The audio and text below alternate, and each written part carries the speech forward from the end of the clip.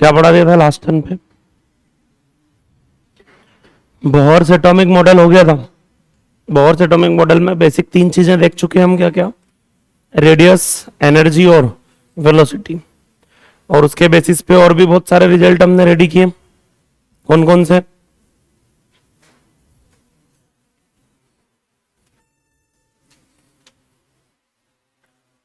बोलो भैया। Magnetic moment, magnetic field, बहुत सारी चीजें देखी, मैग्नेटिक डाइपोल मोमेंट। अब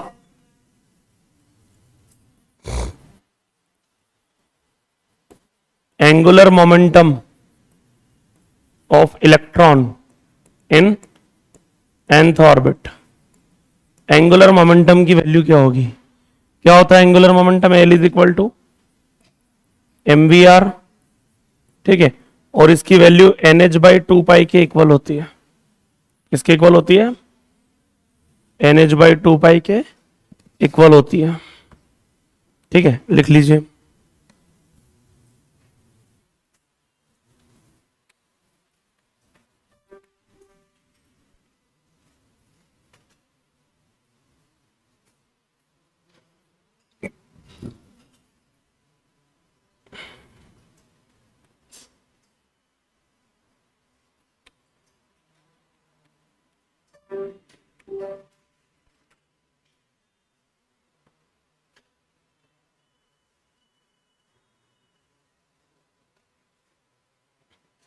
NH/2।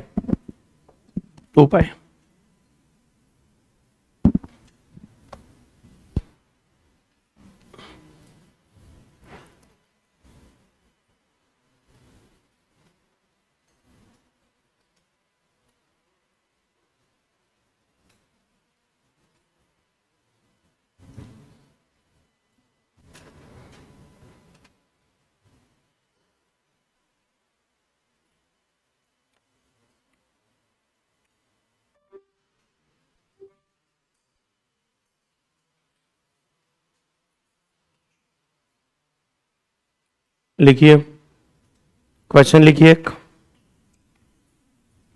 if circumference of second orbit if circumference of second orbit is 12 nanometer,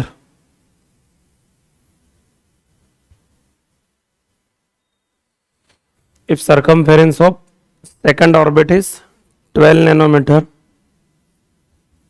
what is the d Broglie wavelength of electron? What is the d Broglie wavelength of electron? What is the d Broglie wavelength of electron in this orbit? Circumference of second orbit is 12 nanometer. What is the d Broglie wavelength of electron in this orbit? वैसे तो ये question dual nature की बात करवाता हूं मैं, लेकिन आप लोगों ने केमिस्ट्री में डी ब्रोगली वेवलेंथ थोड़ा बहुत तो पढ़ा है, फॉर्मूला तो उसके बेसिस पे ट्राई करना चाहिए आपको।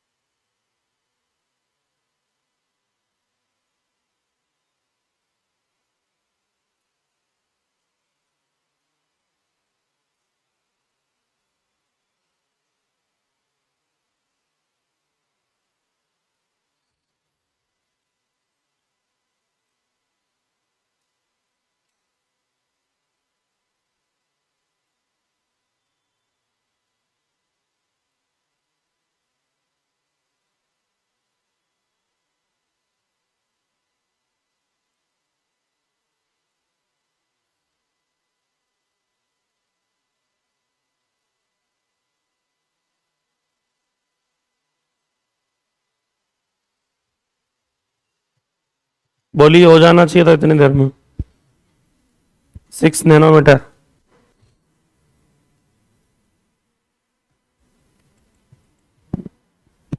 देखिए एंगुलर मोमेंटम क्या होता है,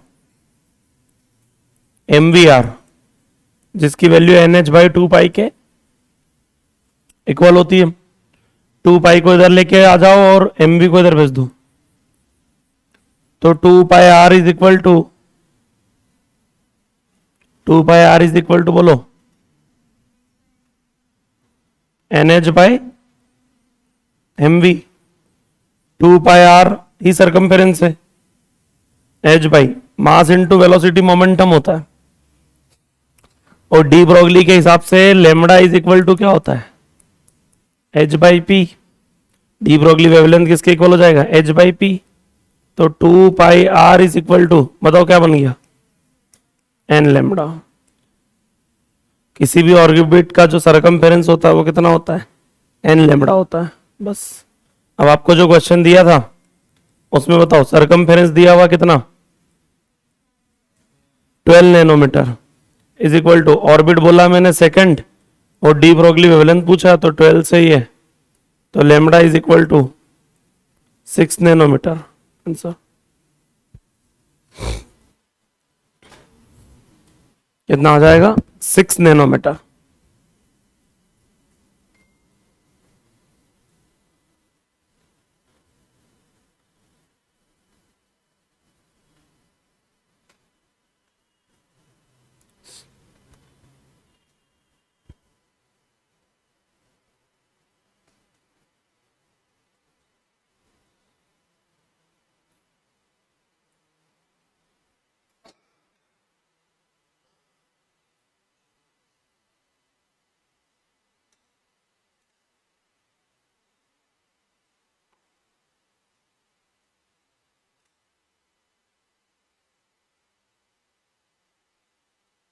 कितने लोग टेस्ट दे रहे हैं आज का, इधर से 1 2 3 4 5 6 7 8 9 10 11 12 13 14 15 16 17 18 19 20 21 22।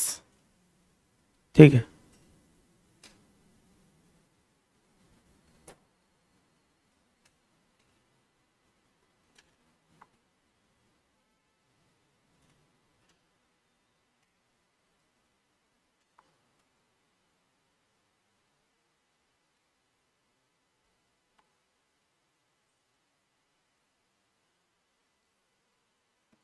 छह नैनोमीटर।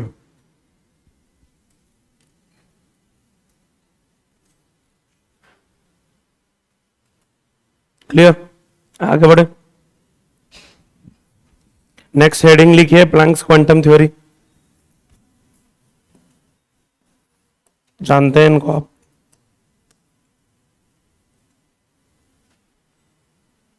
क्या बोलते हैं ये, इनका ये मानना था कि कोई भी वेव जो है, मतलब देखिए होता क्या है कि इनिशियली स्टार्टिंग में कुछ लोगों का मानना था कि वेव पार्टिकल है और कुछ लोगों का मानना था कि वेव वेव है। मतलब कुछ साइंटिस्ट ऐसे थे जो वेव नेचर को सपोर्ट करते थे, कुछ साइंटिस्ट ऐसे थे जो पार्टिकल नेचर को सपोर्ट करते थे। अलग अलग साइंटिस्ट हुए वेव की दुनिया में, कुछ बोलते आए हैं स्टार्टिंग से particle nature particle nature particle nature, और कुछ बोलते आ रहे थे wave nature wave nature wave nature. और दोनों में से कोई भी गलत साबित इसलिए नहीं हो पाया क्योंकि कुछ एक्सपेरिमेंट पार्टिकल नेचर को सपोर्ट करते हैं फिजिक्स के, और कुछ एक्सपेरिमेंट ऐसे हैं जो वेव नेचर को भी सपोर्ट करते हैं। वेव नेचर को सपोर्ट करने वाला तो एक हमारे सिलेबस में ही है, कौन सा, फोटो इलेक्ट्रिक इफेक्ट, नाम सुना होगा आपने। Photo electric effect particle nature को सपोर्ट करता है वेव के। कौन से नेचर को सपोर्ट करता है, तो पार्टिकल नेचर को सपोर्ट करने वाला एक हेडिंग तो हमारे सिलेबस में ही है। तो और भी ऐसे साइंटिस्ट थे उस टाइम पे जो है वो दो ग्रुप में डिवाइड हो गए थे, झगड़ा चल रहा था। एक ग्रुप बोल रहा था वेव नेचर, एक ग्रुप बोल रहा था पार्टिकल नेचर। तो ये जो साइंटिस्ट हैं प्लैंक जो है ये पार्टिकल नेचर को सपोर्ट करने वाले साइंटिस्ट हैं। इनके हिसाब से वेव ट्रेवल करती है, वेव मतलब एनर्जी थी, ये सब जानते थे। तो इनका ये मानना था कि एनर्जी ट्रेवल करती है in form of energy bundles. ठीक है, मतलब जैसे यहां से आप लोगों तक वेव पहुंच रही, साउंड वेव, तो कोई वेव फ्रंट नहीं पहुंच रहा है, ऐसे एनर्जी के छोटे छोटे क्या पहुंच रहे हैं, बंडल्स पहुंच रहे हैं। ठीक है, तो एनर्जी के जो बंडल्स पहुंच रहे हैं उनका नाम इन्होंने रखा क्वांटा। उसका नाम क्या रखा इन्होंने, क्वांटा। और बोलते हैं कि अगर वो वेव, साउंड जैसे सभी वेव के लिए क्वांटा बोलेंगे, लेकिन लाइट वेव के जो क्वांटा है उनका नाम इन्होंने रख दिया photon. Quanta of light wave, उनको क्या बोल दिया इन्होंने, photon.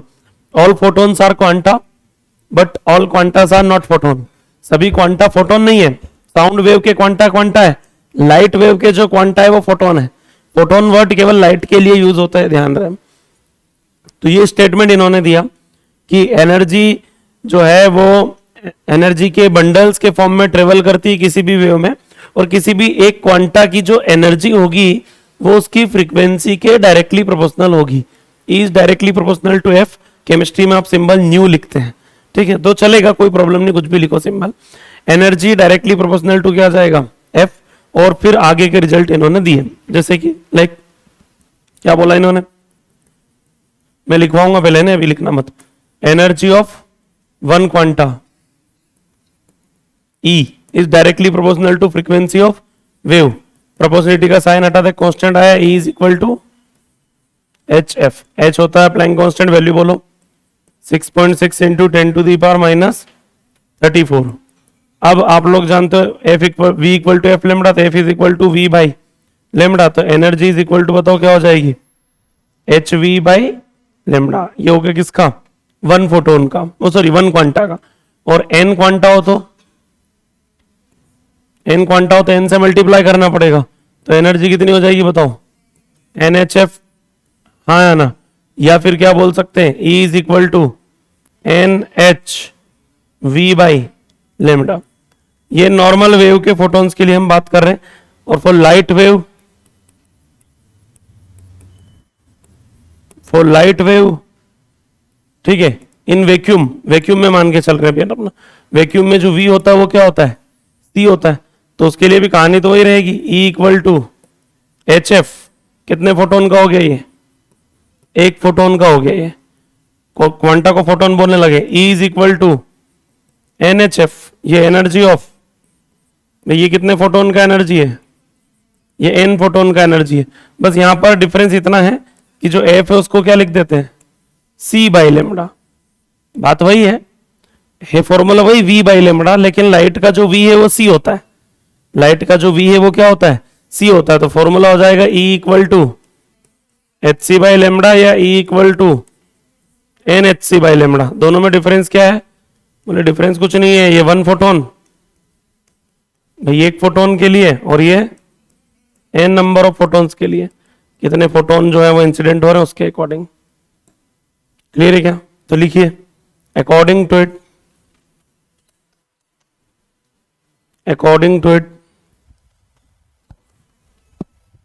according to it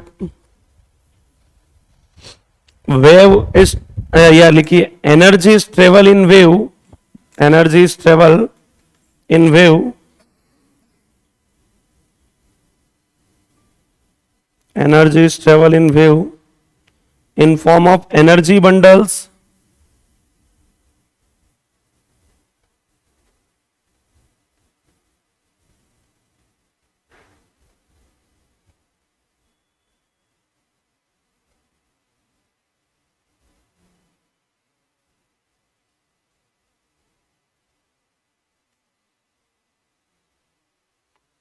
according to it energy travel in wave in form of energy bundles known as quanta, known as quanta.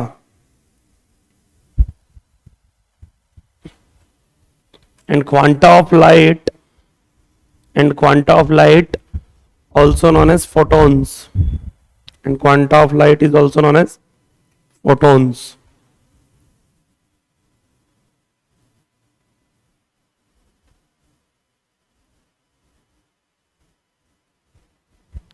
क्या बोल देंगे अपन, फोटोन्स। नेक्स्ट लाइन में लिख लीजिए all photons are quanta but all quantas are not photon. All photons are quanta but all quantas are not photon. All photons are quanta but all quantas are not photon. Next line में लिखिएगा,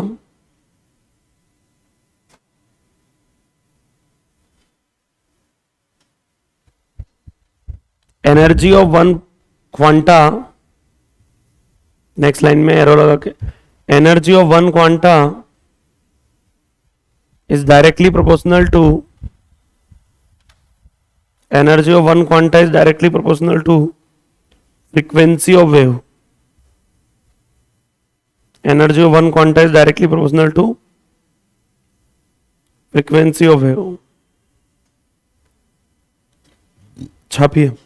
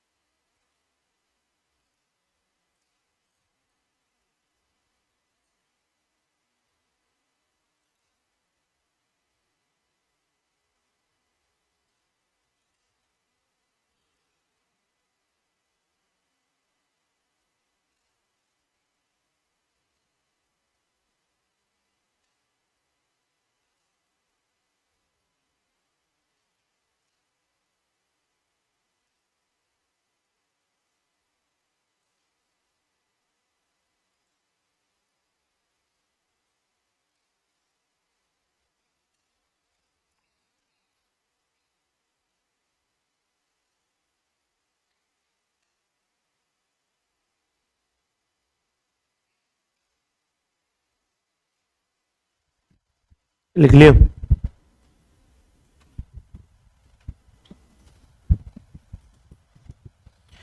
ये formula कहां से है? F equal to V by lambda. Wave की property होती है, frequency होता है स्पीड बाई वेवलेंथ. लेमड़ा क्या है? Wavelength of wave.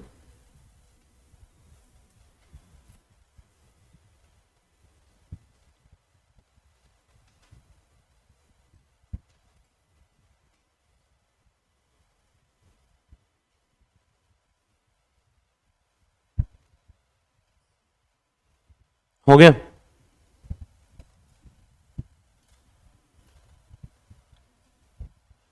लाइट के लिए लिखिए.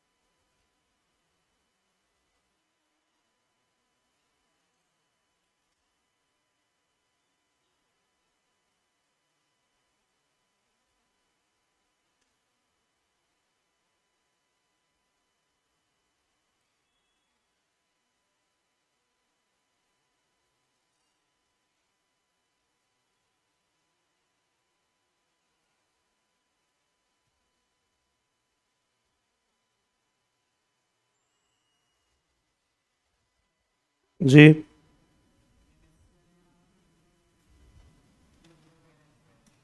हाँ, एनएच कर लेना है वो.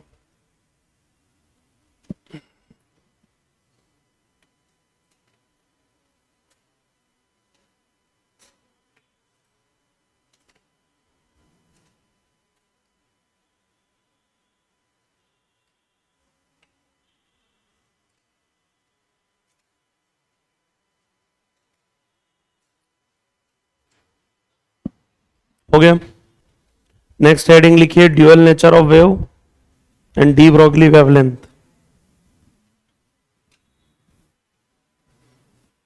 Dual nature of wave and de Broglie wavelength.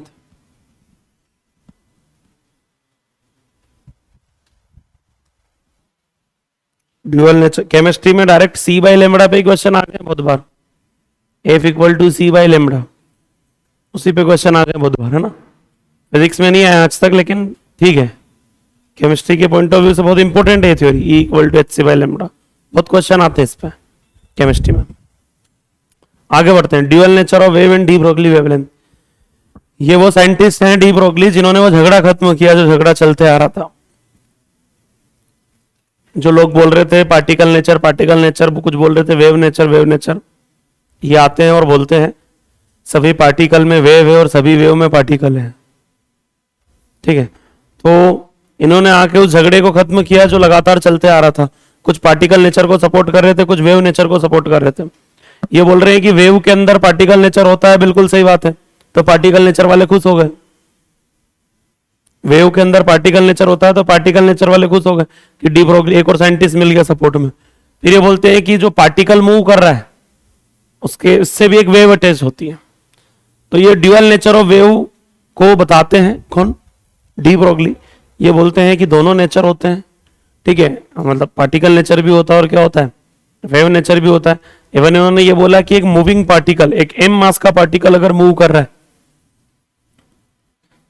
M मास का पार्टिकल अगर वी वेलोसिटी से क्या कर रहा है, मूव कर रहा है, तो इसके साथ एक वेव अटैच होती है, ठीक है, जिसका नाम क्या है, मैटर वेव। साउथ वाले बहुत फैन है डी ब्रोगली के, जो वो मूवियों में दिखाते हैं बुलेट वुलेट या मुक्का मारते हुए, तो एक वो वेव बनाते हैं साइड में, ठीक है, मूविंग ऑब्जेक्ट के साथ वो हमेशा एक वेव बनाते हैं। कौन सी वेव, मैटर वेव, ठीक है। किसी भी मूवी, हाँ गोली चला दी जैसे साउथ की मूवियों में देखना, जब बुलेट जा रही होती है तो उसके सराउंडिंग में क्या बनाते हैं, वो वेव बनाते हैं। कौन सी वेव, मैटर वेव। तो वो डी ब्रोगली को बहुत मानते हैं वो लोग, ठीक है, मैटर वेव। किसी भी मूविंग ऑब्जेक्ट से एक मैटर वेव अटैच होता है, ऐसा डी ब्रोगली का कहना था। बोले क्रिकेट बॉल भी अगर मूव कर रहा है तो उसके साथ क्या होती है, एक वेव अटैच होती है, मैटर वेव।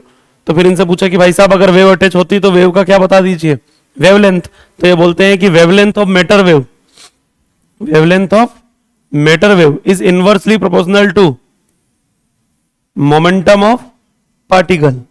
ठीक है, ठीक है, मान लिया। इस इनवर्सली प्रोपोर्शनल पे एक साल नीट में ग्राफ ही पूछ लिया सीधे कि डी ब्रोगली वेवलेंथ और मोमेंटम के बीच में ग्राफ क्या आएगा, तो कैसा आएगा, इनवर्सली प्रोपोर्शनल का ग्राफ आएगा। फिर एक साल डी ब्रोगली वेवलेंथ और 1/p में ग्राफ पूछ लिया, तो डी ब्रोगली वेवलेंथ और 1/p, ये तो लेमड़ा और p है, ग्राफ अगर लेमड़ा और 1/p में पूछे तो लेमड़ा p के इनवर्सली प्रोपोर्शनल है, 1/p के डायरेक्टली प्रोपोर्शनल है। थोड़ा सा ध्यान रखना, पता चले गड़बड़ हो जाए, कब क्या टिक करना है, थोड़ा सा प्रॉपर देख लेना एक्सिस वगैरह क्या है। तो ये बोलते हैं कि किसी भी मैटर वेव का वेवलेंथ उसके मोमेंटम के इनवर्सली प्रोपोर्शनल है। प्रोपोर्शनलिटी का साइन हटाओगे तो कांस्टेंट आएगा, कौन, वही हमारा Planck's constant, 6.6 into 10 to the power minus 34।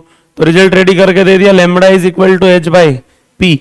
अब जो p होता है मोमेंटम, वो होता है मास इंटू वेलोसिटी, ये उसका एक रिजल्ट होता है अंडर द रूट 2mk। ठीक है, याद है आपको, मैग्नेटिज्म में लिखा अपन ने, मोमेंटम मास इंटू वेलोसिटी भी होता है और रूट 2mk भी लिख सकते हैं किसको, मोमेंटम को। तो जब ये सारे रिजल्ट लिखेंगे तो लेमड़ा के रिजल्ट बताओ क्या होता है कि lambda equal to h by P, और p को क्या लिख सकते हैं, रूट 2mk। ठीक है, तो ये रिजल्ट्स हो गए अपने किसके, डी ब्रोगली वेवलेंथ के।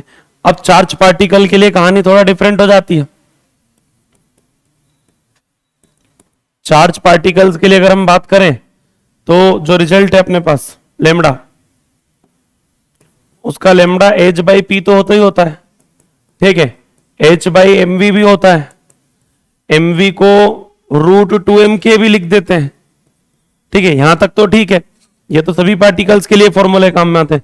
इससे आगे की कहानी चार्ज पार्टिकल के लिए इंपॉर्टेंट है। वो क्या करते हैं, काइनेटिक एनर्जी को लिखते हैं रूट, मतलब Q इंटू एक्सेलरेटिंग वोल्टेज। भाई काइनेटिक एनर्जी को क्या लिखा जा सकता है, QE, charge into accelerating voltage. अच्छा, ये एक्सेलरेटिंग वोल्टेज वाली कहानी केवल चार्ज पार्टिकल के लिए आ सकती है, बाकी अदर पार्टिकल्स के लिए तो काइनेटिक एनर्जी होती है। हाफ एम वी स्क्वायर लिख सकते हैं ज्यादा से ज्यादा अगर हम बात भी करें तो। छापिए,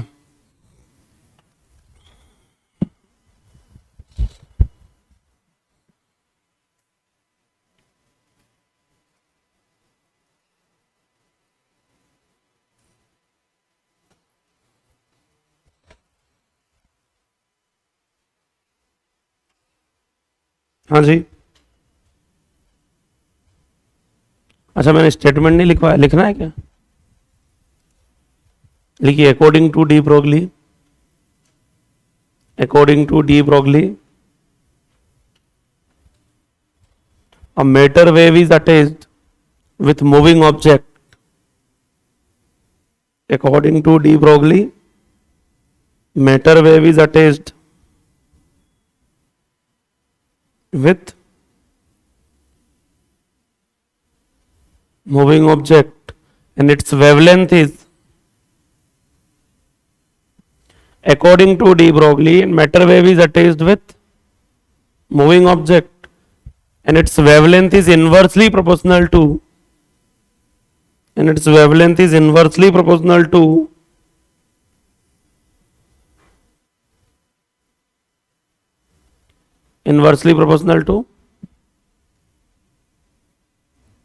momentum of object.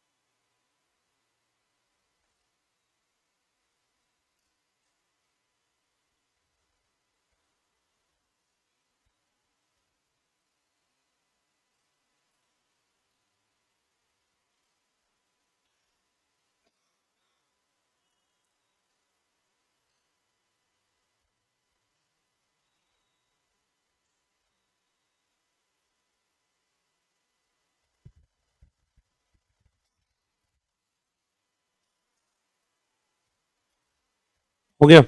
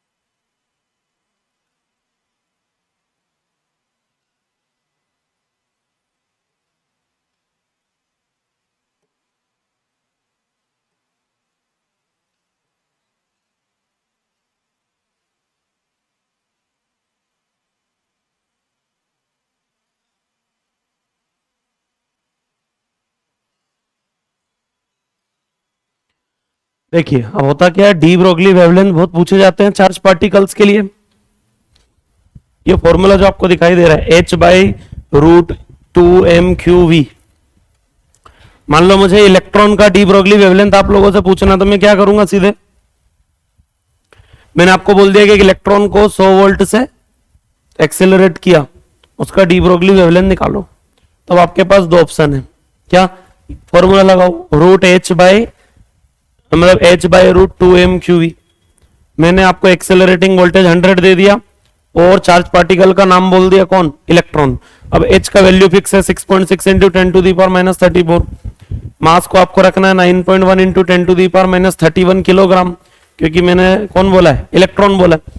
आपको चार्ज को रखना है 1.6 इंटू 10⁻19। फिर ये और एक्सेलरेटिंग वोल्टेज को 100 रख के सारी वैल्यू सोल्व करके क्या निकाल के लाओगे, वेवलेंथ। वो नैनोमीटर या एंगस्ट्रॉम में डला हुआ होगा। दूसरा तरीका है डायरेक्ट, ये रिजल्ट याद रख लो इलेक्ट्रॉन के लिए, 12.27 बाई रूट वी एंगस्ट्रॉम। सब सोल्व हो गए इसमें, एच वी पी सब खत्म हो गए इसमें। तो मैंने जैसे बोला 100 वोल्ट से एक्सेलरेट किया, रूट 100 10 से डिवाइड करूंगा तो 1.22 एंगस्ट्रॉम। वही आएगा आंसर, सॉल्व करके लाओगे तो भी। तो या तो आप सीधे डायरेक्ट ये रिजल्ट रट लो इलेक्ट्रॉन के, प्रोटॉन के। इलेक्ट्रॉन का कितना है 12.27, प्रोटॉन का 0.286, प्रोटॉन का कितना है 0.286, ठीक है। तो वो 12.27 है, ये 0.286 है, और इधर एक 101 एक 202 है पॉइंट में, 0.101 है और एक 0.202 है। याद रखने के लिए A for alpha, A for आधा, D for deuteron, D for double. A for alpha, A for आधा, D for deuteron, D for double. Deuteron का डबल, अल्फा का आधा। तो दो तो याद हो गए, 101 202। सगुन याद रहना चाहिए 101। ए फॉर अल्फा, ए फॉर आधा, 101। 0.101 बाई रूट वी किसका हो गया, अल्फा का। अल्फा हो गया तो ड्यूट्रॉन भी हो गया डबल, ठीक है। 0.202 बाई रूट वी एंगस्ट्रॉम। बचे दो, एक 12.27 और एक 0.286। छापिए।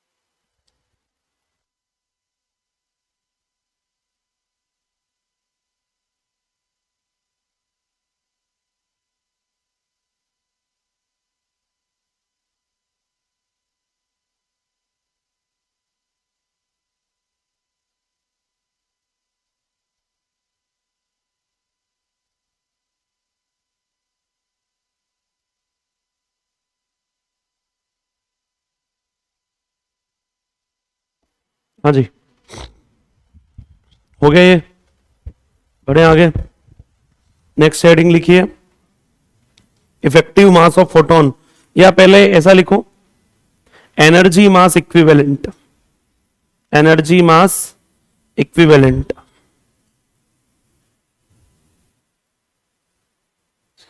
एनर्जी मास इक्विवेलेंट, बहुत फेमस साइंटिस्ट, क्या नाम है, फिजिक्स में जानते हो आप किसी साइंटिस्ट को ऐसा? जिसके रूल्स अभी तक हमने पढ़े नहीं, लेकिन 6-7 स्टैंडर्ड के बच्चे भी जिसको जानते हैं, अभी तक जिसका आईक्यू सबसे अच्छा रहा, अब तो समझो, हाँ आइंस्टाइन। ठीक है, ये भाई साहब ने आके ना पूरी थ्योरी फेल कर दी। इससे पहले एक हेडिंग चला करती थी फिजिक्स में, एनर्जी कंजर्वेशन। कुछ लोगों का मानना था कि एनर्जी जो है वो कंजर्व्ड क्वांटिटी है। कंजर्व्ड क्वांटिटी मतलब एनर्जी ना तो आप बना सकते ना हटा सकते, इसको एक फॉर्म से दूसरे फॉर्म में क्या कर सकते हैं, कन्वर्ट कर सकते हैं। पढ़ा होगा आपने, बचपन से ही पढ़ा होगा एनर्जी कंजर्वेशन के बारे में। एक ही तो स्टेटमेंट है जो बचपन से रटा हुआ रहता है एनर्जी कंजर्वेशन के नाम पे। मतलब दुनिया की जो टोटल एनर्जी है वो क्या है, कांस्टेंट है, ऐसा मान के चलते थे। ठीक है, एनर्जी कंजर्वेशन। एक हेडिंग चला करती थी मास कंजर्वेशन। एक क्या चलता था, मास कंजर्वेशन। मास कंजर्वेशन तो आज भी आप लोग केमिस्ट्री में पढ़ते ही हो नॉर्मली, अगर अपन बात करें तो, और डेली लाइफ में मास कंजर्वेशन हम यूज करते ही हैं। मान लो जैसे 1 किलोग्राम शक्कर में मैंने 250 ग्राम शक्कर और मिला दी। मेरे पास 1 किलोग्राम शुगर थी, उसमें मैंने 250 ग्राम शुगर और मिलाई, तो टोटल कितनी हो जाएगी, 1250। कैसे निकाला ये आंसर आपने, मास कंजर्वेशन से। टोटल मास क्या रहेगा, कांस्टेंट, जितना सेपरेट था जुड़ने के बाद भी उतना ही आएगा। लेकिन कुछ जगह ऐसी देखी गई जहां पे दो मास जब मिलाए गए तो मिल के जो मास आया वो उतना नहीं आया जितना दोनों का सेपरेटली ऐड होके आता है। कहीं पे ऐसा देखने को मिलेगा। तो मास कंजर्वेशन भी सेम थ्योरी था कि भाई आप नया मास बना नहीं सकते, बना हुआ मास आप हटा नहीं सकते, या टोटल मास जो है यूनिवर्स का वो क्या है, कांस्टेंट है। तो दोनों थ्योरी को एक साथ फेल करते हैं ये आके। ये बोलते हैं कि मास कंजर्वेशन और एनर्जी कंजर्वेशन जो है वो फेल थ्योरी है। ये बोलते हैं E is equal to MC square. क्या बोलते हैं, E is equal to mass energy में कन्वर्ट हो सकता है और एनर्जी मास में कन्वर्ट हो सकती है। मास एनर्जी में कन्वर्ट हो सकता है और एनर्जी मास में कन्वर्ट हो सकती है। जैसा बोलते हैं कि आप बोल रहे हैं ना एनर्जी बना नहीं सकते, मैं बना सकता हूं मास से। मास से एनर्जी बन सकती है। और आप बोल रहे हैं कि एनर्जी हटा नहीं सकते, हट सकती है, मास बन सकता है उससे। तो बोले आज से क्या रहेगा, आज से एनर्जी कंजर्वेशन और मास कंजर्वेशन नहीं चलेगा, आज से एनर्जी मास कंजर्वेशन चलेगा। क्या चलेगा, एनर्जी कंजर्व्ड क्वांटिटी नहीं है आज की डेट में। भाई साहब की इक्वेशन के बाद एनर्जी जो है वो कंजर्व्ड नहीं मान के चल रहे हैं, ना ही हम मास कंजर्वेशन मान के चलते हैं। अब हम मान के चलते हैं कि एनर्जी और मास दोनों जॉइंटली जो है वो कंजर्व्ड है, दोनों एक साथ मिल के कंजर्व्ड है। एनर्जी मास कंजर्वेशन हम मान के चलते हैं। ठीक है, तो दोनों थ्योरी जो है वो एक साथ फेल करते हैं आके। एनर्जी मास में और मास एनर्जी में कन्वर्ट हो सकता है, इनका ये मानना है। ठीक है, और इनने जो अपना रिजल्ट रेडी करके दिया उसके बाद जो है वो मॉडर्न फिजिक्स में बहुत तेजी से ग्रोथ हुई। क्योंकि देखिए होता क्या है, जैसे मैं आपको एक बेसिक एग्जांपल बताता हूँ, समस्या क्या आ रही थी उसके पहले। जैसे मान लो सोडियम एटम की बात करें अपन, सोडियम का न्यूक्लियस, अभी मैं न्यूक्लियर फिजिक्स मैंने स्टार्ट नहीं किया, लेकिन जब मैं करूंगा तब मैं बताऊंगा। सोडियम का मास नंबर होता है 23। कितना होता है, उसमें 11 प्रोटॉन होते हैं और 12 न्यूट्रॉन होते हैं। अच्छा एक बात बताओ, 11 प्रोटॉन और 12 न्यूट्रॉन ने मिलकर एक न्यूक्लियस बनाया। ठीक है, तो उस न्यूक्लियस का मास कितना होना चाहिए, 11 प्रोटॉन और 12 न्यूट्रॉन ने मिलकर एक न्यूक्लियस बनाया, तो न्यूक्लियस का मास कितना होना चाहिए, जितना 11 प्रोटॉन का मास है उसमें 12 न्यूट्रॉन का मास जोड़ो और जब जुड़ के जो आएगा वही क्या होना चाहिए, न्यूक्लियस का मास। लेकिन साइंटिस्ट ने यह देखा कि दुनिया के जितने भी न्यूक्लियस है सबका मास उतना आता ही नहीं है। मतलब 11 प्रोटॉन के मास जोड़े, 12 न्यूट्रॉन का मास निकाला, फिर इन दोनों को जोड़ा और जोड़ के हम जो मास लेके आ रहे हैं उतना मास सोडियम के न्यूक्लियस के अंदर देखने को नहीं मिलता। मतलब ये वो कहानी हो गई कि 1 किलोग्राम शक्कर में 250 ग्राम शक्कर मिलाई और 1250 नहीं निकल रही, वो 1200 ही निकल रही। ठीक है, 50 ग्राम पता नहीं कहां चले गया, मास ही गायब हो गया। ठीक है, तो ये बहुत समस्या हो गई थी। न्यूक्लियर मास जो है ना वो सबसे बड़ा एक सोचने का विषय ही था, लोगों को समझ में नहीं आ रहा था मास कहां जा सकता है। मतलब मास के साथ क्या हुआ था कि मास ही चले गया, मास ही डिक्रीज हो गया। और जब उनको तोड़ो, प्रोटॉन और न्यूट्रॉन बनाओ, तो तब ये देखा जाता है कि यार उनको जोड़ के प्रोटॉन और न्यूट्रॉन का मास उतना ही आ रहा है जो सोच रहे हैं। मतलब जब सेपरेट किया 1 किलोग्राम और वो शुगर को जो बची हुई है तो वो 250 ग्राम और 1 किलोग्राम ही निकल रही, लेकिन जुड़ के वो 1250 नहीं बन रही, वो 1200 ही बन रही। बोले ये क्या समस्या आ रही है? तो इनके आने के बाद समझ में आएगा, अच्छा मास ने क्या बना लिया, एनर्जी बना लिया। भाई मास कहां चले गया, एनर्जी में कन्वर्ट हो गया। तो ये बात इनके आने के बाद पता चल पाई हमको कि मास जो है वो एनर्जी में कन्वर्ट हो सकता है और एनर्जी मास में कन्वर्ट हो सकती है। बहुत सिंपल सा formula, E is equal to mc square. Joule में आपको ये वैल्यू मिल जाएगी। इस पे नीट कई बार क्वेश्चन पूछ चुकी है, ठीक है। एक दो क्वेश्चन चलो मैं बता देता हूं आपको। Calculate equivalent energy of 0.4 gram mass. I think NEET 2019-20 में यही क्वेश्चन पूछ लिया है नीट ने एक साल। E equal to mc square पे मास दे दिया 0.4 ग्राम। ये पूछा जा रहा है कि 0.4 ग्राम मास जो है उसके पास कितनी एनर्जी होती है। 0.4 ग्राम मास कितनी एनर्जी के इक्वल है? तो answer E is equal to, बोलो, mc square equal to mass कितना है 4 इंटू 10⁻⁻⁴। ग्राम का 10⁻⁻3 और वो 0.4 था, उसको मैंने 4 बना लिया तो उसका 10⁻⁴ लिख दिया। इसलिए ग्राम में है तो किलोग्राम में कन्वर्ट करने के लिए -3 तो लाना ही था, -4 इसलिए लिख दिया, पॉइंट भी हटा दिया मैंने। इंटू सी स्क्वायर। अब स्पीड ऑफ लाइट कितना होता है 3 इंटू 10⁸, उसका स्क्वायर करेंगे तो 9 इंटू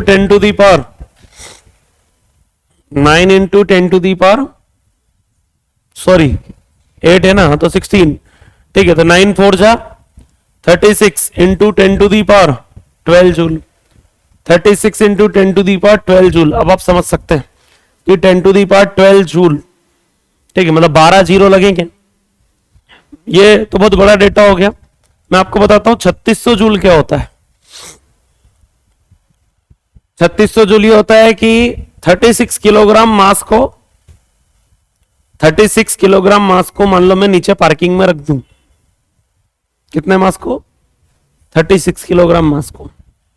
उसको आप 10 मीटर हाइट तक लेके आए। 10 मीटर हाइट मतलब लगभग लगभग आपका एक क्लासरूम मान लो, ये ग्राउंड से 10 मीटर पे है अपन, और बल्कि कम पे है अपन, 10 मीटर और ऊपर निकल जाएगा, ठीक है। 10 मीटर, 10 फीट नहीं बोल रहा हूं।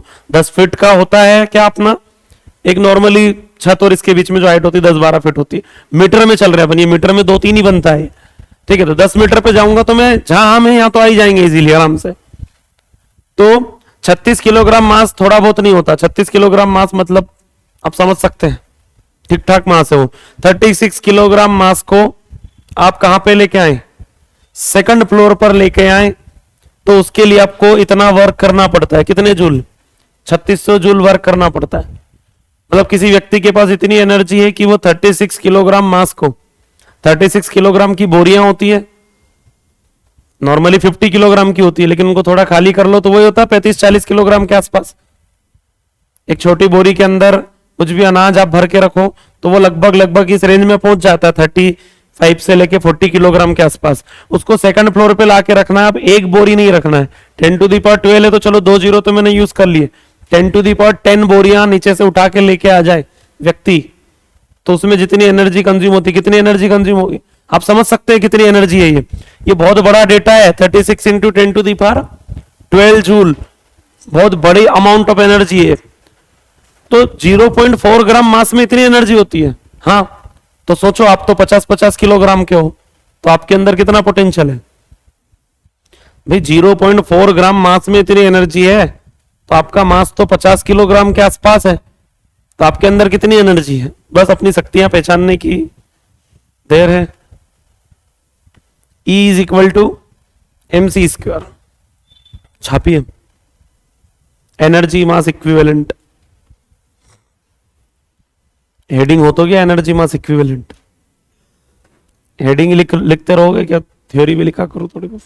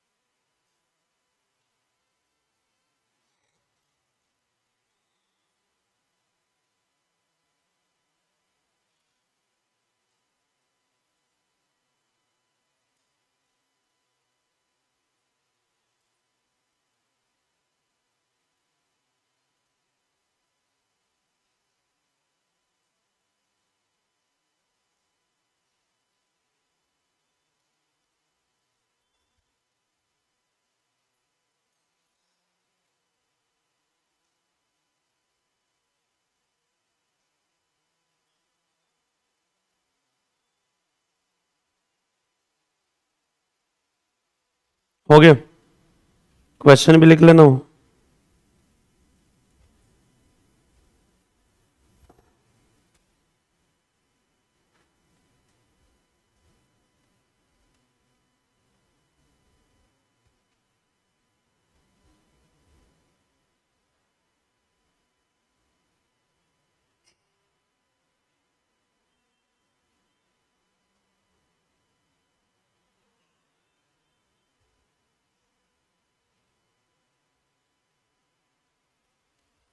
बढ़े आगे। नेक्स्ट हेडिंग लिखिए effective mass of photons.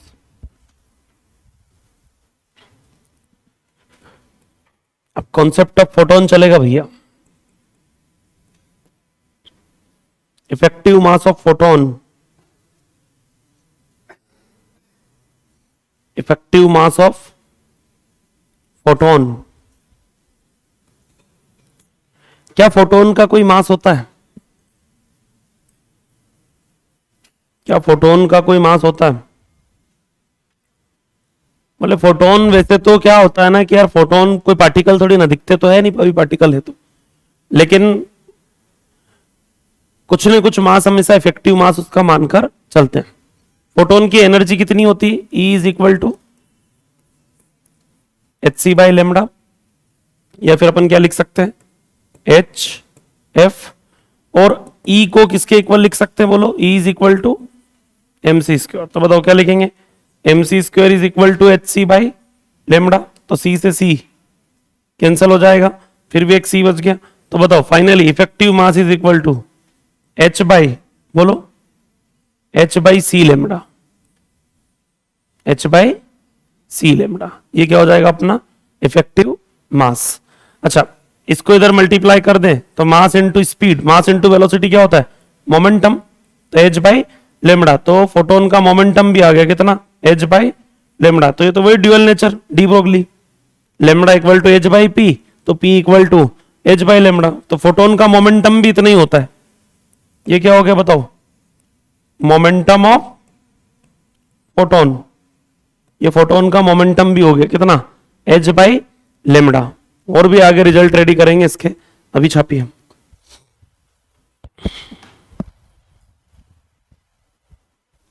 Energy होती है Hc बाई लेमडा, एनर्जी को mc स्क्वायर के इक्वल करके मास निकाल सकते हो, और मास इनटू वेलोसिटी मोमेंटम होता है।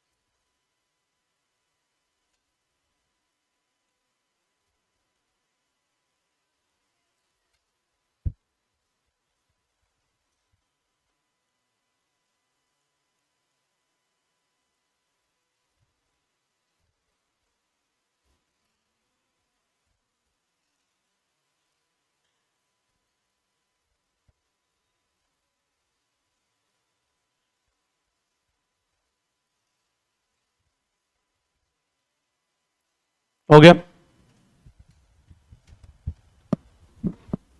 देखिए, अब हम जब एनएलएम फ्रिक्शन पढ़ेंगे तो वहां हम एक चीज देखते हैं कि मान लो m मास का एक पार्टिकल v वेलोसिटी से आके टकरा के v वेलोसिटी से जब रिटर्न हो जाता है तो उसका चेंज इन मोमेंटम हम लिखते हैं 2mv। भैया initial momentum mv, final momentum भी mv, लेकिन दोनों जो है वो अपोजिट है, और 180 डिग्री पे mv माइनस mv क्या बनता है? 2mv। कोई पार्टिकल मान लो किसी दीवार पे v स्पीड से आके टकराएगा, टकरा के जब रिटर्न हो जाता है तो उसका चेंज इन मोमेंटम क्या होता है? 2mv। और हमको यहाँ पे एक कॉन्टेक्ट टाइम दिया होता है कि यार इतने टाइम के लिए कॉन्टेक्ट मेरा डेल्टा टी, तो फोर्स निकलता है कैसे? फोर्स का फॉर्मूला आएगा change in momentum divided by time interval. तो ये ध्यान रखना, इससे फोर्स भी कैलकुलेट हो जाता है। फोर्स होता है मोमेंटम बाय टाइम। फोर्स क्या होता है? Momentum by time. हालांकि वहां पे फोर्स निकालने के लिए क्वेश्चन आएगा, यहां तो कोई प्रॉब्लम नहीं है। अभी आप चेंज इन मोमेंटम याद रखो, चेंज इन मोमेंटम कितना हो जाएगा? 2mv। चेंज इन मोमेंटम कितना हो जाएगा? 2mv। और अगर टाइम दिया हुआ हो तो फिर वो है ही। चेंज इन फोर्स का भी रिजल्ट लिख ही लेना है। फोर्स क्या होता है? ये इसलिए लिखवा रहा हूं क्योंकि ये अभी मैंने एनएलएम फ्रिक्शन आप लोगों को पढ़ाया नहीं। एनएलएम में चीजें समझते हैं अपन कि कोई भी आएगा v स्पीड से आके टकरा के जाएगा तो चेंज इन मोमेंटम कितना, और मान लो टकरा के नहीं गया, यही रुक गया तो mv। भाई फाइनल मोमेंटम 0 हो गया, इनिशियल mv, तो चेंज इन मोमेंटम mv, तो फिर तो कोई प्रॉब्लम ही नहीं है। तो सेम कहानी फोटोन के लिए होती है। n नंबर ऑफ फोटोन्स पर सेकेंड। स्मॉल n क्या है बताओ? नंबर ऑफ फोटोन पर सेकेंड। मान लो, या चलो अभी नंबर ऑफ फोटोन पर सेकेंड पे बाद में बातें करेंगे। अभी हम ऐसा मान के चलते हैं कि एक फोटोन है। फोटोन मतलब एनर्जी बंडल है ना, आया और इस सरफेस ने इस फोटोन को एब्जॉर्ब कर लिया। क्लियर है क्या? मतलब एब्जॉर्प्शन हो रहा है यहां पे लाइट का। ये एक सरफेस है जिसने लाइट को एब्जॉर्ब कर लिया। तो उस कंडीशन में चेंज इन मोमेंटम, फोटोन का मोमेंटम क्या देखा अभी हमने? h by lambda. फोटोन का मोमेंटम क्या देखा अभी हमने? h by lambda. अब आप चाहो तो इसको चेंज भी कर सकते हो। E इक्वल टू क्या होता है? H C by lambda. तो h बाई लेमड़ा को क्या लिखा जा सकता बताओ? E बाई सी, हाँ ना। तो ये चेंज इन मोमेंटम हो गया किसका? फोटोन का। दो केस है, ध्यान रखना। और एक केस वो होता है कि एक फोटोन आया, आके टकरा के रिटर्न हो गया। मतलब यहां पे क्या हो रहा है? एब्जॉर्प्शन नहीं हो रहा है। रिफ्लेक्शन के केस में लाइट अगर रिफ्लेक्ट हो रहा है तो रिफ्लेक्शन के केस में जो चेंज इन मोमेंटम आएगा, इसमें अगर आता है mv तो इसमें क्या आता है? 2mv, है ना। तो इसका डबल, तो बताओ ये कितना आएगा? 2h बाई लेमड़ा या 2e बाई सी। ई क्या है? एनर्जी। ई क्या है? एनर्जी। ये चेंज इन मोमेंटम है। और अब होता क्या है? ये मैंने एक फोटोन के लिए लिखा, ये मैंने किसके लिए लिखा? एक फोटोन के लिए। अब मान लो आपको बोल दिया जाए कि n नंबर ऑफ फोटोन पर second, n number of photon पर सेकेंड इंसिडेंट हो रहे हैं। ठीक है, तो उस कंडीशन में आपसे फोर्स भी पूछा जा सकता है। तो एब्जॉर्प्शन के केस में अगर फोर्स पूछे तो फोर्स होता है change in momentum divided by time. और टाइम तो 1 सेकेंड ले लिया अपन ने। टाइम कितना ले लिया? पर सेकेंड बोला ना। तो चेंज इन मोमेंटम बताओ कितना है? n h by lambda. ये n क्यों लेके चल रहे हैं? एक सेकंड के टोटल फोटोन लेके चलना पड़ेगा कि एक सेकंड में टोटल कितने फोटोन है? n h बाई लेमड़ा या n e बाई c। ये फोर्स की वैल्यू हो जाएगी। लेकिन उसमें ध्यान रखना, n जो है वो क्या होना चाहिए? नंबर ऑफ फोटोन पर सेकेंड। वो अकेला नंबर नहीं है, उसमें टाइम भी है। ठीक है, तो तभी तो मोमेंटम बाय टाइम क्या बन रहा है? फोर्स बन रहा है। ये क्या हो जाएगा? Force applied by photon. Photon कितना फोर्स अप्लाई कर रहा होगा। और इन केस ऑफ रिफ्लेक्शन, भाई रिफ्लेक्शन के केस में ये फोर्स की वैल्यू कितनी आएगी बताओ? 2 NH बाई लेमड़ा या 2 NE बाई सी। डबल क्यों? क्योंकि 2H बाई लेमड़ा आता है चेंज इन मोमेंटम कब? जब लाइट क्या होकर चले जाता है? रिफ्लेक्ट होकर चले जाता है। क्लियर है क्या? तो एक बात बताओ कि ये जो लाइट है जो इंसिडेंट हो रहा है यहां पे, स्टेज पे ज्यादा फोर्स लगा रहा है टाइल्स पे? इस पे। क्यों? क्योंकि ये व्हाइट कलर है। व्हाइट कलर यहाँ रिफ्लेक्शन हो रहा है, यहाँ क्या हो रहा है? भाई कोई ब्लैक कैसे दिखता है? जब क्या हो रहा हो? एब्जॉर्प्शन दिख रहा हो। तो ये यहां से आने वाले जो फोटोन है, इसमें से जो फोटोन निकल के आ रहे हैं वो ज्यादा फोर्स किस पे लगा रहे हैं? क्यों? क्योंकि वहां से रिफ्लेक्ट हो रहा है और यहाँ पे यहाँ एब्जॉर्प्शन हो रहा है। बात समझ में आ रही क्या? क्लियर है? तो फोर्स भी लगाते हैं, लाइट फोर्स लगाता है क्या? हाँ, लाइट फोर्स लगाता है। क्लियर है क्या? तो मतलब ये लाइट बंद कर दें तो थोड़ा सा फोर्स कम हो जाएगा हमारे दिमाग पे, प्रेशर भी कम हो सकता है। हाँ, फोटोन का प्रेशर और फोर्स दोनों होता है, लाइट बंद कर दो आप, थोड़ा सा फर्क पड़ता जो पता नहीं चलता। ठीक है, लेकिन फोटोन फोर्स लगाते हैं, तो हमको लगती तो नहीं कभी, लाइट के नीचे खड़े होकर पता चले पार्टिकल आके लग गया, बोले फोटोन आके लगा। किसने मारा? फोटोन ने मारा। तो अगली बार के लिए अच्छा जुगाड़ जुगाड़ है ये, किसी को मार के आप बोल सकते हो मैंने देखा फोटोन आके टकराया था।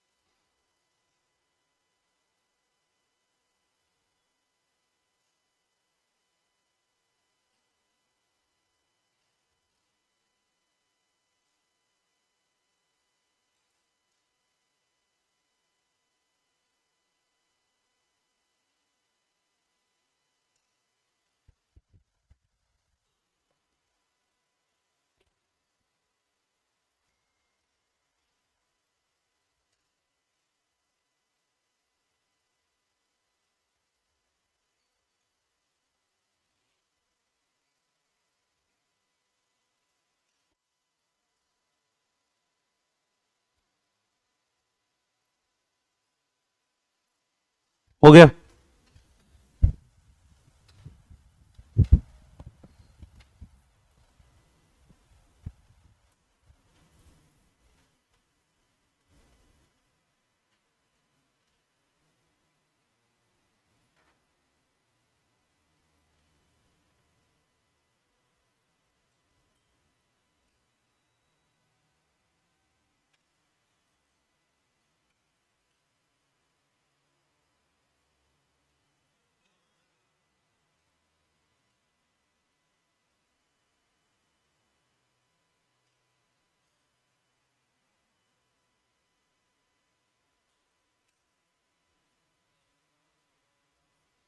हाँ जी, N is a number of photon per second, N number of photon per second incident हो रहे हो।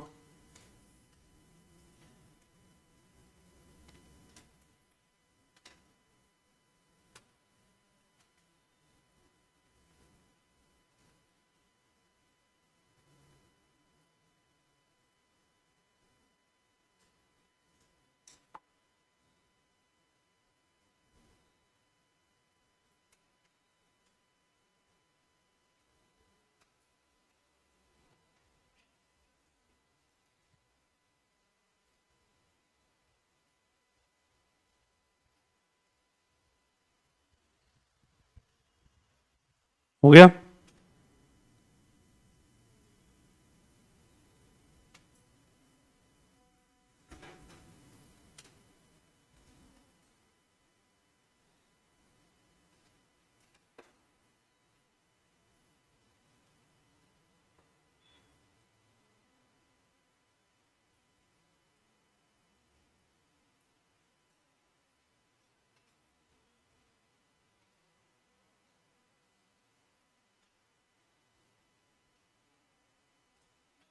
हो गया क्या?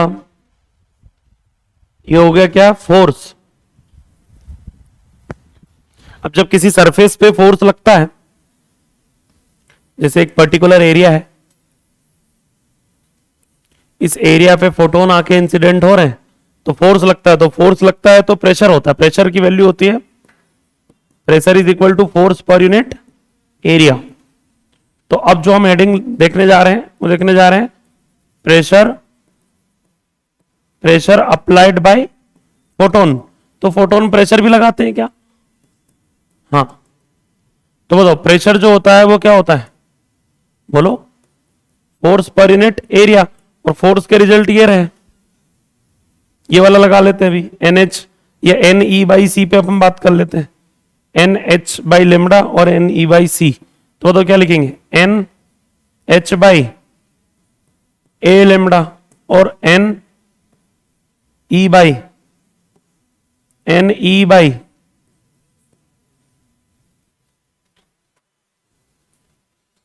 अब ये जो एन है ये क्या है? Number of photon per unit time. ये स्मॉल एन जो है वो क्या है? Number of photon per unit time. एक सेकंड में कितने हुए? तो ये number of photon per second, मतलब नीचे टाइम है इनडायरेक्ट वे में अगर देखा जाए तो। अब होता क्या है कि एक हेडिंग आती है इंटेंसिटी। इंटेंसिटी होती है भैया energy per unit area per unit time. तो ये वाली जो पूरी वैल्यू है ना, ये बन जाती है इंटेंसिटी। ये क्या बन जाती है?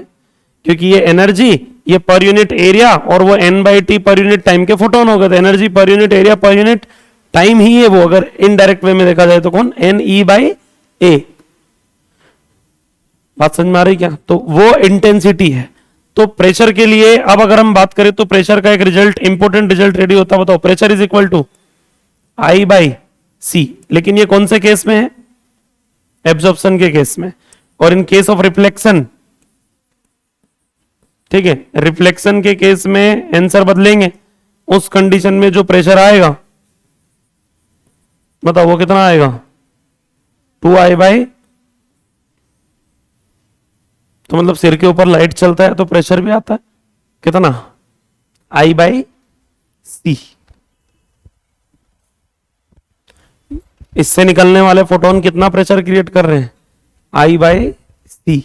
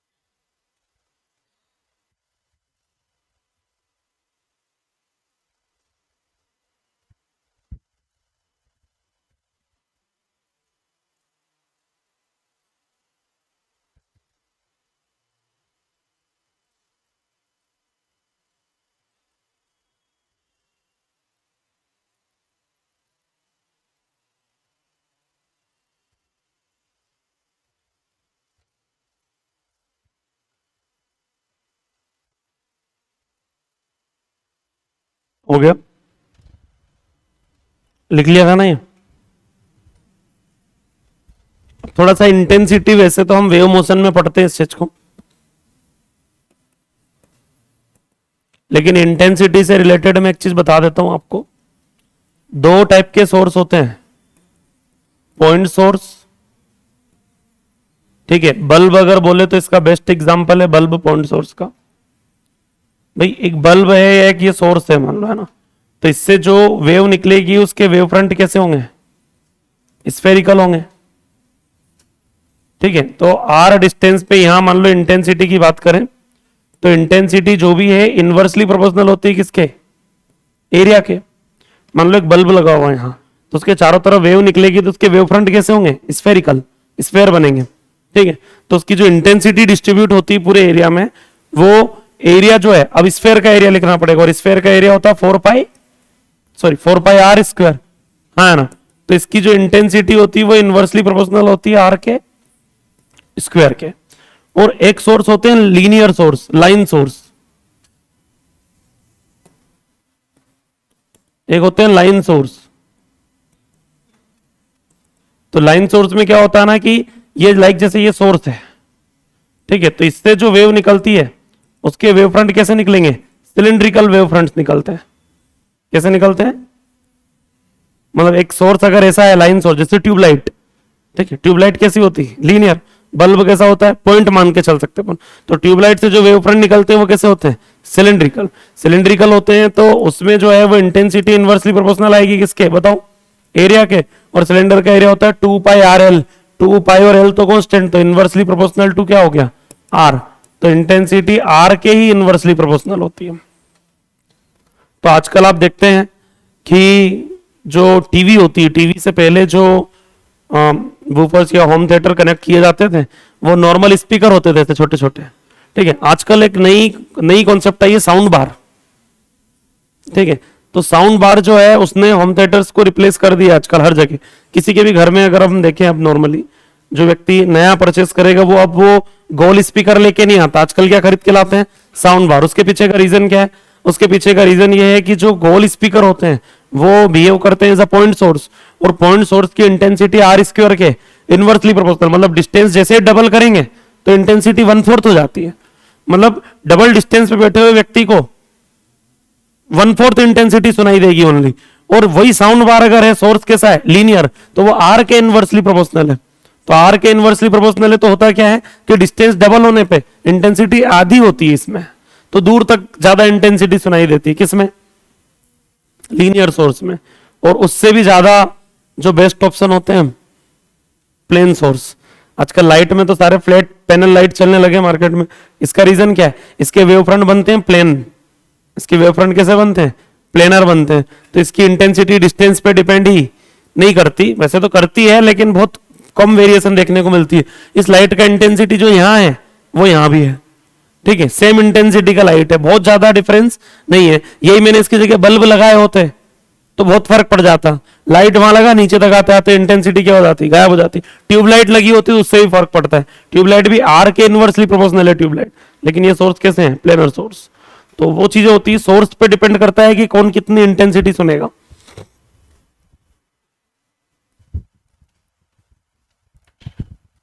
थोड़ा सा ये इंटेंसिटी वाला पार्ट आप लिख के रखें।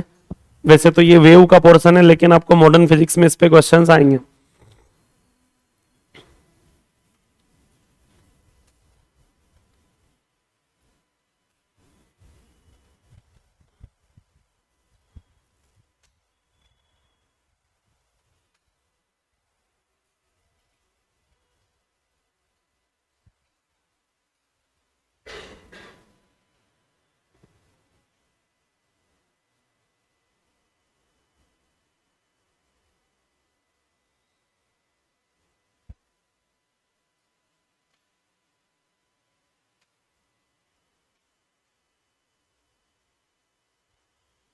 आज का पेपर बहुत सिंपल है,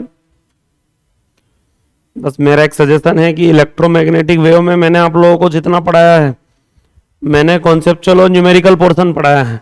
आपको इलेक्ट्रोमैग्नेटिक वेव का एनसीईआरटी पढ़ना पड़ेगा। कॉस्मिक, गामा, अल्ट्रावायलेट और ये सब जो होते हैं, इनके एप्लीकेशंस आपको रटना पड़ेंगे। आज तो नहीं रट सकते आप, आज के लिए मतलब मैं कल भी बोल देता तो एक दिन में आपके लिए रट पाना पॉसिबल नहीं है। 4-5 पेज में थ्योरी लिखी हुई है वो, लेकिन दीपावली के टाइम पे आपको वो काम करना है कि अल्ट्रावायलेट रेडिएशन कहाँ यूज होती है, गामा रे कहाँ यूज होती है, एक्सरे कहाँ यूज होती है। एक्सरे वगैरह के यूज आधे से ज्यादा तो चीजें आप जानते भी हैं। अल्ट्रावायलेट कार्सिनोजेनिक होती है, कैंसर वगैरह होते हैं, तो बहुत सारी चीजें आप जानते हैं ऑलरेडी रेडिएशंस के बारे में। लेकिन और भी एनसीईआरटी में लिखा होता है। फिजिक्स में ईएम वेव चैप्टर जो है, जिसमें न्यूमेरिकल वाला पार्ट जो है, वो तो मैंने आपको क्लास में पढ़ाया है। थ्योरी वाला पार्ट मैंने कुछ भी नहीं पढ़ाया है, किसी भी वेव की प्रॉपर्टी नहीं पढ़ाई है मैंने आप लोगों को। तो टोटल रट्टा मारने वाला पार्ट है जो आपको एनसीईआरटी से रटना ध्यान रहे। मतलब ईएम वेव का एनसीईआरटी पढ़ना ही पढ़ना है, किसी भी कंडीशन में पढ़ना पड़ेगा। एनसीईआरटी रीड करना ही है आपको, क्योंकि मैंने केवल मेरे नोट्स से आप केवल न्यूमेरिकल बना पाओगे। थ्योरी में अगर गलती से पूछ लिया कि रेडियो वेव की प्रॉपर्टी क्या होती है, तो वो एनसीईआरटी में लिखी हुई है प्रॉपर्टी क्या होती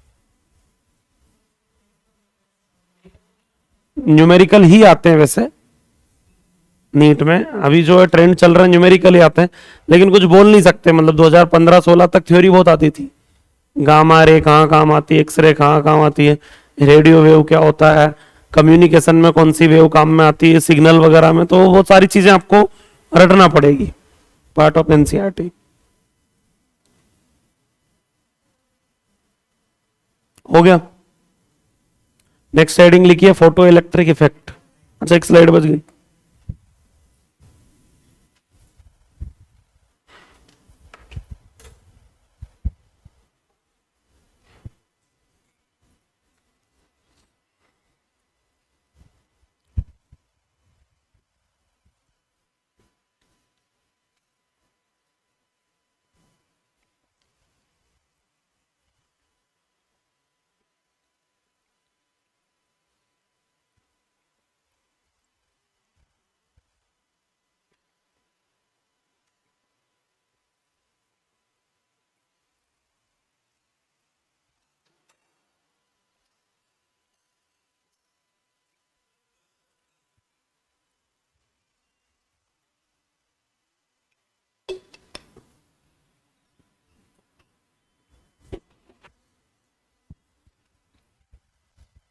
फोटो इलेक्ट्रिक इफेक्ट।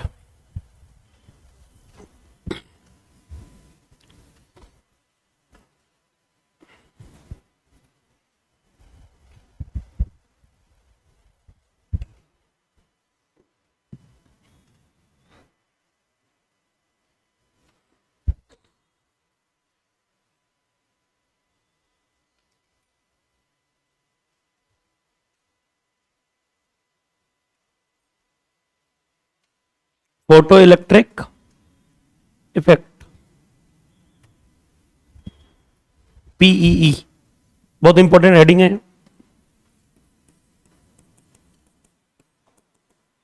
क्या होता है, जैसे ये एक प्लेट है मेरे पास, मेटल प्लेट,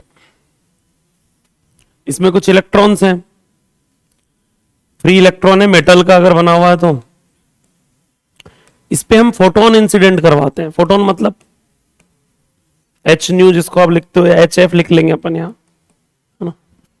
लाइट इंसिडेंट करवाते हो। लाइट के इंसिडेंट होने से क्या होता है कि फोटोन की एनर्जी को एब्जॉर्ब करके इलेक्ट्रॉन इसमें से बाहर निकलते हैं। फोटोन जाके किससे टकराएगा, इलेक्ट्रॉन से टकराएगा। तो इलेक्ट्रॉन को जब फोटोन मिलेगा तो उसको एनर्जी मिलेगी, एनर्जी मिलेगी तो वो एटम छोड़ के बाहर जाने की कोशिश करेगा। अगर किसी को गलती से 13.6 इलेक्ट्रॉन वोल्ट से ज्यादा, मतलब आयोनाइजेशन एनर्जी या जो अमाउंट ऑफ एनर्जी निकलने के लिए रिक्वायर्ड अमाउंट है, वो अमाउंट से ज्यादा एनर्जी अगर मिल गया तो इलेक्ट्रॉन क्या हो जाएगा, बाहर आ जाएगा, बाहर आ जाएगा। और इसमें अगर आप वायर वगैरह जोड़ दो, मतलब एक सर्किट लगा दो, बल्ब वगैरह लगा दो, तो वो इलेक्ट्रॉन उसके अंदर क्या करने लगता है, फ्लो करने लगता है। तो इलेक्ट्रिक करंट फ्लो होने लगती है किसकी वजह से, फोटोन्स की वजह से। इसलिए चैप्टर का नाम क्या रखा गया है, फोटो इलेक्ट्रिक इफेक्ट। चैप्टर है, हेडिंग ही बोल सकते हैं अपन, ठीक है।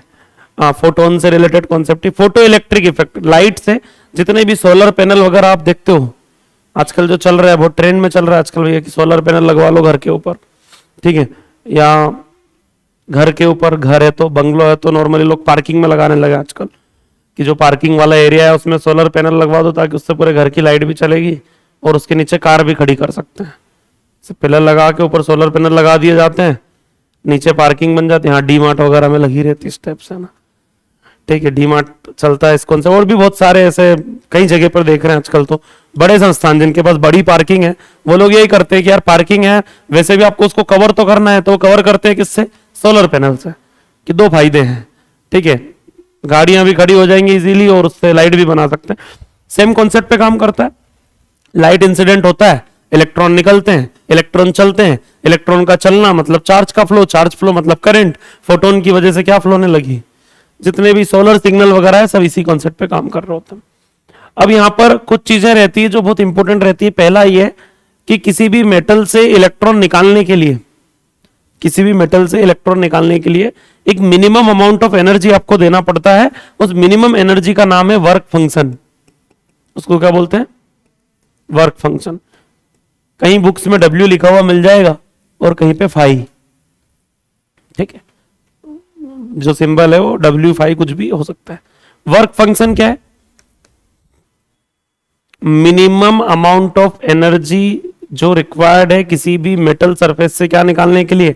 इलेक्ट्रॉन निकालने के लिए। उसको क्या बोलते हैं? Work function.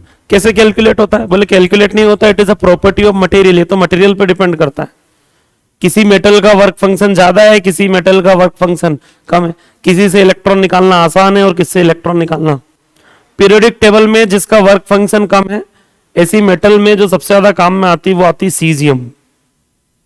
कौन काम में आता है? सीजियम। क्यों काम में लिया जाता है? क्योंकि भैया वर्क फंक्शन कम, मतलब जो आसानी से इलेक्ट्रॉन दे दे। और आसानी से इलेक्ट्रॉन कौन देते हैं? जो अच्छे मेटल होते हैं भाई, जिनकी मेटेलिक प्रॉपर्टी ज्यादा हो, जो वो आसानी से इलेक्ट्रॉन डोनेट कर सकते हैं। आसानी से इलेक्ट्रॉन कौन देगा? जो अच्छा मेटल हो। और पीरियोडिक टेबल में लेफ्ट टू राइट जाने पे मेटेलिक कैरेक्टर घटता है। एस ब्लॉक के एलिमेंट जो है वो अच्छे मेटल है, या पी ब्लॉक के एलिमेंट्स? एस ब्लॉक, ठीक है। एस ब्लॉक के जो एलिमेंट्स है वो अच्छे मेटल्स हैं। Metallic character left to right जाने पे घटता है, मतलब हमको लेफ्ट वाले ही कोई मेंबर उठाना है। लेफ्ट वाले मेंबर में भी कौन सा ग्रुप? फर्स्ट है group. Hydrogen, lithium, sodium, potassium, rubidium, caesium, francium, इनमें से कुछ लेना है हमको। क्लियर है क्या? अब उसमें क्या होता है? अप टू डाउन आने पे मेटेलिक कैरेक्टर बढ़ता है। सोडियम आसानी से इलेक्ट्रॉन देगा या सीजियम? सीजियम। क्यों? क्योंकि साइज बड़ा है। साइज बड़ा है तो इलेक्ट्रॉन का न्यूक्लियस के साथ अट्रैक्शन कम है, ठीक है। अट्रैक्शन कम है तो आसानी से इलेक्ट्रॉन को बाहर निकाल सकते हो। सीजियम का साइज बड़ा है, बड़े साइज होने के कारण क्या है कि इलेक्ट्रॉन बहुत दूर है किससे? न्यूक्लियस से। तो न्यूक्लियस ने उसको ठीक से बांध के नहीं रखा हुआ है, तो आसानी से इलेक्ट्रॉन दे देगा। कौन? सीजियम। अप टू डाउन आने पे मेटेलिक कैरेक्टर बढ़ता है। तो नॉर्मली जो भी सोलर पैनल वगैरह होते हैं इनमें जो मेटल यूज होती है वो यही होती है। कौन? सीजियम वगैरह। लिथियम, सोडियम, पोटेशियम तक तो नहीं होता है। Rubidium, caesium, francium. Rubidium, caesium, francium. तो उनमें सीजियम जो है वो थोड़ा सा इजीली अवेलेबल और ज्यादा कॉस्टली भी नहीं होता और इजीली इलेक्ट्रॉन भी दे देता है। तो सीजियम बहुत ज्यादा ट्रेंडिंग कंडीशन में रहता है। सबसे ज्यादा कौन यूज होता है? सीजियम। तो भैया ये कॉन्सेप्ट है। अब होता क्या है कि सीजियम का, रुबिडियम का, डिफरेंट मेटल्स के लिए अगर हम बात करें तो वर्क फंक्शन की वैल्यू डिफरेंट होगी। ये it is a property of material. ये कैलकुलेट नहीं की जा सकती, क्वेश्चन में दी जाएगी कि किसी भी मेटल का इतना वर्क फंक्शन है। वर्क फंक्शन क्या है? मिनिमम अमाउंट ऑफ एनर्जी जो आपको उस मेटल पे देना पड़ेगी उसमें से इलेक्ट्रॉन निकालने के लिए। अब ये एनर्जी आप कैसे दोगे? अरे ये एनर्जी आप किस फॉर्म में दे रहे हो भाई? फोटॉन्स के फॉर्म में, हाँ ना। तो ये एनर्जी देना है, कौन सी एनर्जी देना है? फाई। फाई देना है, phi work function. Work function दोगे ना किसके फॉर्म में? फोटोन के फॉर्म में। फोटोन की एनर्जी कितनी होती है? H F. एफ नहीं लिखेंगे, इसको लिखेंगे एफ नॉट। फाई एनर्जी देने के लिए फोटोन की जो फ्रीक्वेंसी चाहिए उसका नाम है थ्रेशोल्ड फ्रीक्वेंसी। उसको क्या बोलते हैं? डेफिनेशन क्या हो जाएगी? Minimum frequency of light is required for emission of electron from a metal surface. किसी भी मेटल सरफेस से इलेक्ट्रॉन को एमिट करवाने के लिए मिनिमम फ्रीक्वेंसी जो चाहिए उसका नाम क्या है? थ्रेशोल्ड। ये फ्रीक्वेंसी रखेंगे तब जाके एनर्जी वर्क फंक्शन के बराबर आएगी। तो फिर एच एफ क्यों? H C by lambda naught भी तो लिख सकते हैं। तो इसमें ये जो लेमडा नॉट होगा ये है थ्रेशोल्ड वेवलेंथ। ये क्या है? तो वर्क फंक्शन को वही लिख दिया एच न्यू और H C by lambda, H F या एच सी बाई लेमडा। तो वहां से जो फ्रीक्वेंसी और वेवलेंथ निकल रहे हैं वर्क फंक्शन वाले, उनको क्या, उनका नाम क्या रखा गया? थ्रेशोल्ड फ्रीक्वेंसी और थ्रेशोल्ड वेवलेंथ। थ्रेशोल्ड फ्रीक्वेंसी से ज्यादा फ्रीक्वेंसी का लाइट अगर डालोगे तो इलेक्ट्रॉन एमिट हो जाएगा, ठीक है। थ्रेशोल्ड से कम नहीं होना चाहिए फ्रीक्वेंसी, फ्रीक्वेंसी थ्रेशोल्ड से कम नहीं होना चाहिए, नहीं तो लाइट एमिट नहीं होगा। वर्क फंक्शन क्या है? वर्क फंक्शन है मिनिमम एनर्जी रिक्वायर्ड किसके लिए? इलेक्ट्रॉन निकालने के लिए जो मिनिमम एनर्जी रिक्वायर्ड होता है उसको क्या बोलते हैं? Work function. Threshold frequency, electron निकालने के लिए जो मिनिमम फ्रीक्वेंसी रिक्वायर्ड होती है उसका नाम threshold frequency. Threshold wavelength, electron निकालने के लिए मैक्सिमम वेवलेंथ जो लगा सकते हैं वो थ्रेशोल्ड वेवलेंथ। यहां मैंने मिनिमम नहीं बोला, यहां क्या बोला मैंने? थ्रेशोल्ड से ज्यादा नहीं रख सकते वेवलेंथ को। वेवलेंथ को थ्रेशोल्ड से ज्यादा रखोगे तो एनर्जी वर्क फंक्शन से कम हो जाएगी, क्योंकि वेवलेंथ एनर्जी के इनवर्सली प्रोपोर्शनल है। अगर वेवलेंथ बढ़ाओगे तो एनर्जी घटती है, और एनर्जी घट गई तो लाइट एमिट नहीं होगा। वर्क फंक्शन से कम एनर्जी नहीं रख सकते, थ्रेशोल्ड फ्रीक्वेंसी से कम फ्रीक्वेंसी नहीं रख सकते, थ्रेशोल्ड वेवलेंथ से ज्यादा वेवलेंथ नहीं रख सकते। थ्रेशोल्ड मैक्सिमम है, उससे कम ही लगाना पड़ेगा वेवलेंथ। आया समझ में कि नहीं आया? क्लियर? अब हम आते हैं कि मान लो एक मेटल सरफेस है, इसका वर्क फंक्शन है 4 इलेक्ट्रॉन वोल्ट एग्जांपल के लिए, या 4 इलेक्ट्रॉन वोल्ट भी नहीं लेते, कुछ और डेटा ले लेते हैं। 2.8 इलेक्ट्रॉन वोल्ट इसका वर्क फंक्शन है इस मेटल सरफेस का। मान लो मैं इसको 2 इलेक्ट्रॉन वोल्ट का लाइट देता हूं तो क्या होगा? तो इलेक्ट्रॉन निकलेगा क्या? नहीं निकलेगा। मान लो मैंने 2.8 इलेक्ट्रॉन वोल्ट का लाइट दे दिया तो बोले इलेक्ट्रॉन निकलेगा, निकल के सरफेस पे आके रुक जाएगा, सरफेस पे आके। और मान लो मैंने इसको 3 इलेक्ट्रॉन वोल्ट का लाइट दे दिया तो इलेक्ट्रॉन निकलेगा भी और दौड़ेगा भी, निकलेगा और चलेगा। क्यों चलेगा? बोले 2.8 इलेक्ट्रॉन वोल्ट तो उसके निकलने में यूज हो गई, लेकिन अभी भी बच गई कितनी? अरे आपने तो 3 दे दिया ना, तो 0.2 इलेक्ट्रॉन वोल्ट बचा कि नहीं बचा? अरे बोलो हाँ या ना। तो उसका क्या करेंगे? काइनेटिक एनर्जी के फॉर्म में रख लेंगे। काइनेटिक एनर्जी मतलब इलेक्ट्रॉन चलने लगेगा। और मान लो 4 इलेक्ट्रॉन वोल्ट दे दिया तो बोले काइनेटिक एनर्जी 1.2 इलेक्ट्रॉन वोल्ट हो जाएगी। और क्या 5 इलेक्ट्रॉन वोल्ट दे दिया तो 2.2 इलेक्ट्रॉन वोल्ट हो जाएगी। अब जो भी अमाउंट बढ़ाओगे वो पूरा कहां जाएगा? पहले वर्क फंक्शन कंप्लीट हो जाए, उसके बाद जो भी अमाउंट बढ़ाते हो वो पूरा का पूरा कहां जाएगा? काइनेटिक एनर्जी में जाएगा। क्लियर है क्या? बात समझ में आई? मान लो वर्क फंक्शन है 4 इलेक्ट्रॉन वोल्ट, आपने दिया 10 इलेक्ट्रॉन वोल्ट, तो इस 10 में से 4 तो वर्क फंक्शन में चले गया, बचा कितना? काइनेटिक एनर्जी कितनी होगी? 6 इलेक्ट्रॉन वोल्ट। आपने डबल कर दिया, 10 इलेक्ट्रॉन वोल्ट और देना स्टार्ट कर दिया, मतलब आपने इंसिडेंट लाइट को डबल कर दिया, इंसिडेंट फ्रीक्वेंसी को डबल कर दिया आपने। मान लो लाइट की फ्रीक्वेंसी डबल कर दी या इंसिडेंट एनर्जी डबल कर दी। तो जब डबल करते हो आप, पहले 10 था, बाद में 10 और हो गया, टोटल 20 हो गया मतलब। तो पहले वाले 10 में से 2 हिस्से हो रहे हैं, कुछ वर्क फंक्शन में जा रहा है 4 और 6 कहां जा रहा है? काइनेटिक एनर्जी में। और दूसरा वाला जो 10 है वो पूरा का पूरा काइनेटिक एनर्जी में जाएगा। मतलब 20 अगर हम इंसिडेंट करवाएंगे तो वर्क फंक्शन तो 4 ही है ना, तो काइनेटिक एनर्जी तो 16 इलेक्ट्रॉन वोल्ट होगी ना। तो 6 से कितनी हो गई? 12 क्यों नहीं हुई? डबल क्यों नहीं हुई? बोले डबल क्यों होगी? डबल से ज्यादा होगी। अरे डबल क्यों होगी? डबल तो तब होती जब अगला जो 10 आपने बढ़ाया उसमें से भी 4 वर्क फंक्शन यूज हो जाता और 6 बचता। वर्क फंक्शन एक बार यूज होगा, बार बार थोड़ी ना होगा। तो एक क्वेश्चन पूछा जाता है कि इंसिडेंट एनर्जी की वैल्यू को डबल कर दें, इंसिडेंट एनर्जी को डबल कर दें तो जो इलेक्ट्रॉन एमिट हो रहे हैं उनकी काइनेटिक एनर्जी कितनी हो जाती है? डबल या डबल से भी ज्यादा? More than double. हमेशा आप कोई भी डेटा रख के देख लेना, आंसर डबल से भी ज्यादा आएगा। क्यों? क्योंकि पहले वाला जो डबल कर रहे हो मतलब अब एनर्जी को 2 स्लॉट में बांटो, पहले हाफ और सेकंड हाफ, है ना। तो फर्स्ट हाफ में वर्क फंक्शन यूज हो रहा है और फिर जो बच रहा है वो काइनेटिक एनर्जी, और सेकंड हाफ पूरा का पूरा काइनेटिक एनर्जी है। तो सीधी सी बात है, डबल से तो क्या होना है? ज्यादा ही आना है आंसर। आया नहीं आया समझ में? क्लियर है? इस पे कल चर्चा करेंगे हम। अभी थोड़ा सा बेसिक समझाया मैंने, हेडिंग लिख के रखिए, कल अपन डिस्कस करते हैं इस पे।